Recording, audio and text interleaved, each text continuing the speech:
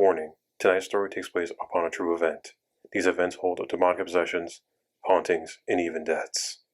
If you were to pursue the subject of this said story, I will hold no responsibility on what will happen to you if you ever find or disrespect said object. You have been warned, and enjoy tonight's story. Now, I'm sure some of you heard about Robert the doll. And if you have, then congratulations, you're one of the most unluckiest souls to ever know about him. But if you don't, well, I'm about to make you very unlucky to hear about this one. Robert the doll is no ordinary doll. It is said to be very much haunted and is responsible for mysterious deaths and hauntings, surrounded by the few families that he has been with that have been terrorized by this said doll. But I'm getting ahead of myself. Let's start from the beginning, shall we? Robert the doll dates back to the early 1900s, where a young boy named Eugene Robert Otto was given to a one-of-a-kind handmade doll by a servant that worked for his parents in his home. Eugene, who everyone called Gene, named the doll Robert, and quickly became attached to his new friend. The home where Eugene lived, now called the Artist's House, is located in 534 East On Street and was built between 1890 and 1898. It was here that Eugene was given Robert the doll, and where the friendship that lasted throughout his lifetime and beyond was forged. While it seemed like an ordinary cloth doll, it wasn't long before Robert was involved in strange and somewhat terrifying events. The first hint that something out of the ordinary had happened was one night when Gene was only 10 years old, awoke to find Robert the doll sitting at the end of his bed staring at him. Moments later, his mother was awoken by the screams for help as the sound of furniture being overturned in her son's bedroom. Gene cried for help, begging his mother to rescue him.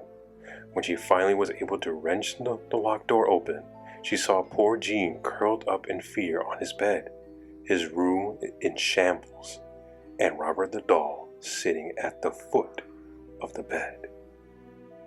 Robert did it, but the only words Gene could get out, the same words he would later use many times throughout his childhood when something strange, mysterious, and destructive would happen.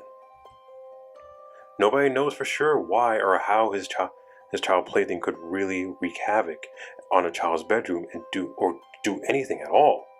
After all, it was just a toy, right? But the weird and inexplainable didn't stop at the once occurred.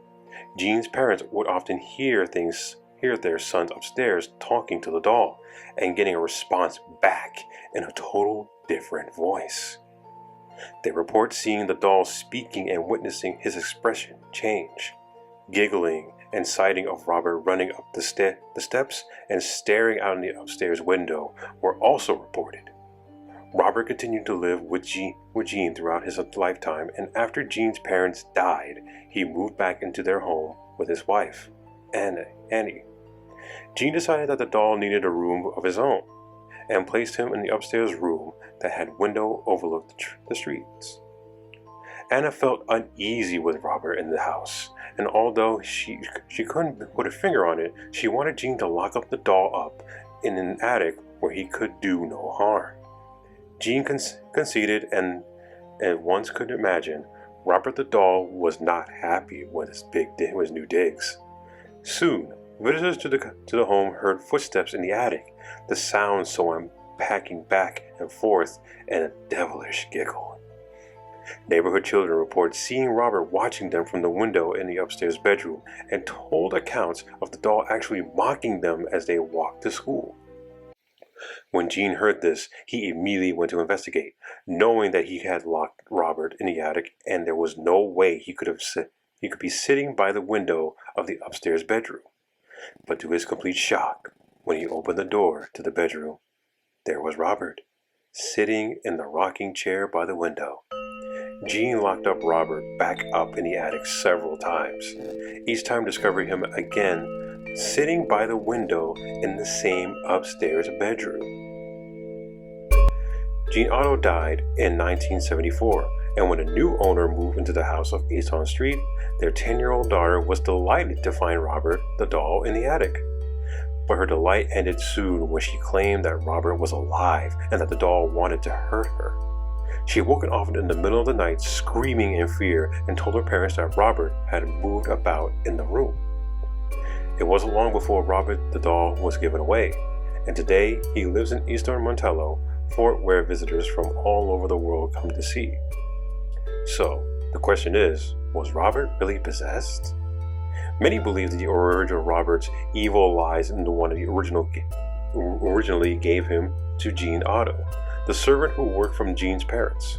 This woman was supposedly mistreated by her bosses, and to punish them is to believe that she cursed the doll with voodoo and black magic.